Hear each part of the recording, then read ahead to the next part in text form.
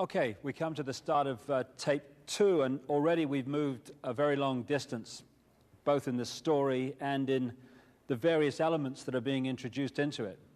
And one of the things that has come up a number of times and will come up many, many more times in the next hour or so is this subject of symbolism.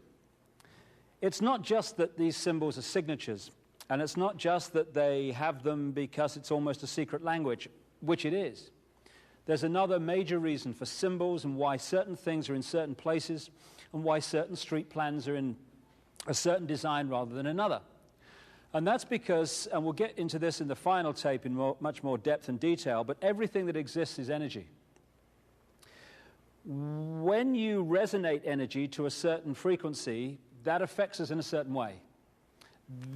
You can look back at the sun cycles, for instance. The sun cycles affect us in different ways at different points in the cycle because it is a different vibration of energy. It's a different type of energy. In fact, it's the same energy, it's just a different expression of it. So if you have this knowledge, and I keep emphasizing this knowledge has been available to this few that have passed it on through initiation at the highest level of the secret society and mystery school network since the ancient world, since these bloodlines were introduced. If you know that knowledge, then you can use it to affect consciousness, to resonate, for instance, the energy field of a city in a certain way, which helps you to bring about your agenda and helps people to react and to be in a certain state of being, because they keep being affected by this repeating frequency. So this is why you look at the street plan of Paris, and I'm going to look at the street plan of Washington after this too, and you see the tremendous consistency in the way that these cities are created. But let's start with Paris. Here we have, as I mentioned in the first video, the Arc de Triomphe, which is a street plan representation of that symbol of the sun on the cross with the zodiac circle from the ancient world. But it's not just that, the 12 roads off and that symbolizing the sun. It's more than that. This is just a central point in this sequence, this pattern in Paris, which is one of the big centers of these ruling bloodlines. There's a close-up of the Arc de Triomphe looking down dead straight down the road, which goes dead straight in that direction and dead straight in this one. And when you look in the direction we've just been looking at, in exact straight line with the Arc de Triomphe, you see this big modern arch, and there's another pyramid, but the big modern arch. The arch is a big symbol of Freemasonry. This is where we get Royal Arch of Freemasonry from. And the arch is very much a symbol of this secret society network, the Freemasons being one expression of it. So if we look again down in that direction, you see that modern arch straight down that road. Okay, now turn and look in the other direction, which is what we're doing in this shot. There you have the eternal flame, the Illuminati, the torch, and you're looking through that crowd there, dead straight down one of the most famous, if not the most famous, streets and boulevards in Paris, the Champs-Élysées. And if you go dead straight from this point, you go through that. The obelisk, the 3,200-year-old obelisk that was actually taken from Luxor in Egypt, one of the great sacred places, the Valley of the Kings and great sacred places of ancient Egypt, and it was put in Paris in this square. And again, it's dead straight with the Arc de Triomphe, dead straight with that other arch. We'll go on beyond that obelisk, and you see another arch, the three arches. That's also secret society symbolism, almost a kind of smaller representation of the Arc de Triomphe. And if you look through the center there, there's the obelisk of the one from Luxor. And if you keep coming straight, again, dead straight line, we're still moving from the Arc de Triomphe, you come to this thing. Our old friend, the big black glass pyramid I mentioned earlier, which was put there during the presidency of Francois Mitterrand.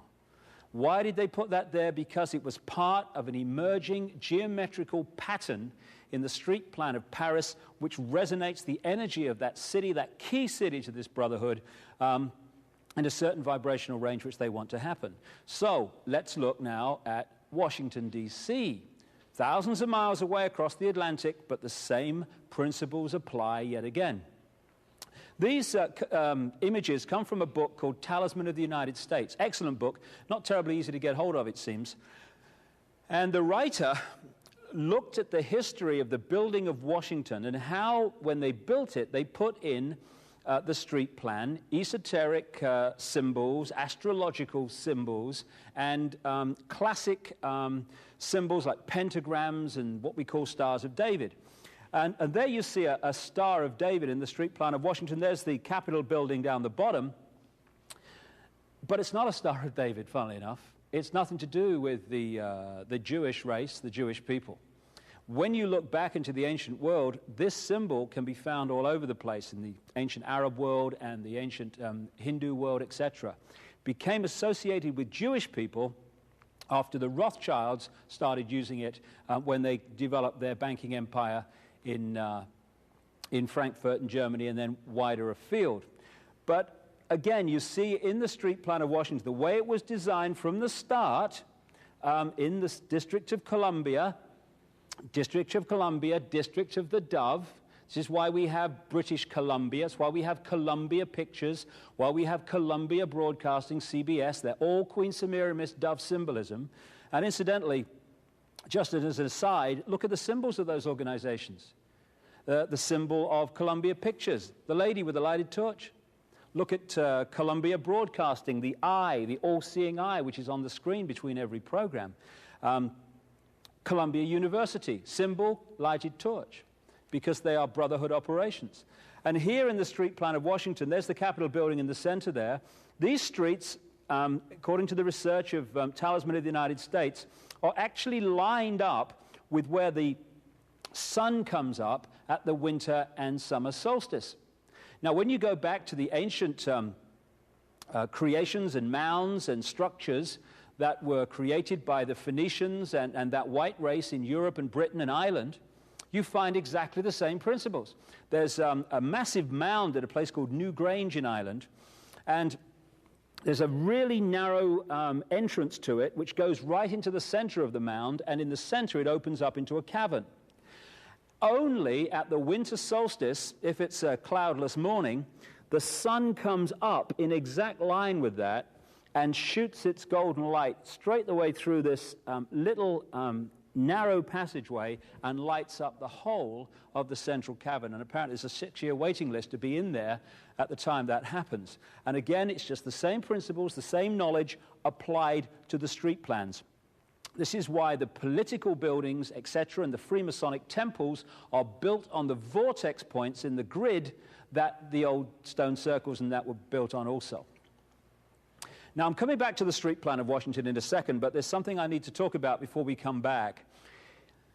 What you're looking at behind me is a place about 75 miles north of San Francisco, next to the Russian River. It's called Bohemian Grove. That's what you see behind the trees there. And Bohemian Grove has become notorious in research into not just the global manipulation politically, etc., but also into those people who are looking into satanic ritual and human sacrifice and blood drinking and all this stuff, again, which can be charted with these bloodlines from the ancient world. And behind those trees are 2,700 acres of redwood forest, Bohemian Grove, where, and again in The Biggest Secret and some of my other books, I document how people are sacrificed there, the blood drinking and stuff goes on, involving some of the most famous people in America and also from further afield, presidents and business leaders and stuff like that, the Henry Kissingers of this world and the Bushes and people like that. So here you have the entrance to it, no through road, as far as I could get before it was no further. Here is a picture taken at Bohemian Grove in 1957. The guy standing up there is called Glenn Seaborg. He helped to develop plutonium. I think he was involved in the Manhattan Project that created the bombs that were dropped on Japan, etc. But look either side of him. To his right, you have Uncle Ron, Ronnie Reagan. Back in '57, just a B-movie actor. Going to be president of the United States. What, old Ron, you must be joking. Well, he became president.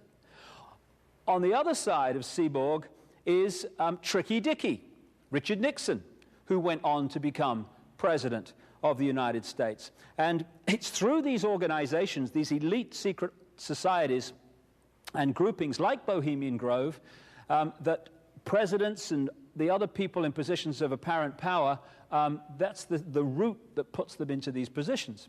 Not surprising. Now, here's another picture at Bohemian Grove. Just concentrate a bit on this one, because it was taken on a long, long lens. Every summer, they have a summer camp in which these elite members of this brotherhood go to Bohemian Grove to do their deeds and do their ceremonies and stuff. And they do them to the same deities that this bloodline has done, has worshipped and done their rituals to, right back into the ancient world thousands of years ago, where this story started. And what you're looking at here, staggeringly, is a group of people, some of the most famous people in America, in long gowns. Behind them there, you see a 40-foot stone owl. And there's the fire between them, next to the lake at Bohemian Grove. Now, one might wonder, understandably, why the people that run the banking, political, economic system and the media in America should be dressed in long robes doing a ceremony to a 40-foot stone owl. I think we should be told myself. So what's it all about? Again, you have to go back to see the present. Back in the ancient world, these Phoenician, Canaanite, Babylonian bloodstreams, which have merged to become the controlling force in the world, they worshipped a deity called Moloch or Molech. It was a deity that was an aspect of Nimrod, who keeps coming up everywhere, of course. And what they used to do is sacrifice children to Moloch or Molech. They put them through the fire. And in the Old Testament, you see prophets condemning the people for putting their children through the fire to Moloch or Molech. When I've talked to contacts, therapists and what have you around the world who work with satanically abused people, what those people tell them is that, again, when they're sacrificing children, the deity in the modern world today that they use to sacrifice them to is Moloch or Molech. Same seamless stream. So the question comes in relation to this: how do they symbolize Moloch or Molech, this deity to which they sacrifice children? They do it, symbolize him as an owl. That's why the owl comes up all over the place. Now, when I was looking in the street plan of Washington, this is not in Talisman of the United States, this just caught my eye as I was looking through a Washington street map. I found this around the Congress building. There's a Congress building in the middle. And just by drawing in red pen on the roads within the Congress building complex, very obviously an owl appears. You can also see an owl on the dollar bill if you can magnify it enough. It has to be magnified very, very intensely, and then you see the owl in one of the corners. But when you look at the next shot, this is not being doctored by me in any way with a red pen. This is just a shot directly from a Washington street plan. And there you see around the Congress building the owl, Moloch, the deity going back to Babylon and this whole story I've been talking about. And he's actually sitting on top of a pyramid and all-seeing owl, just like the pyramid and all-seeing eye. Because the owl and the eye symbolize the same thing, this force which controls the world through these bloodlines.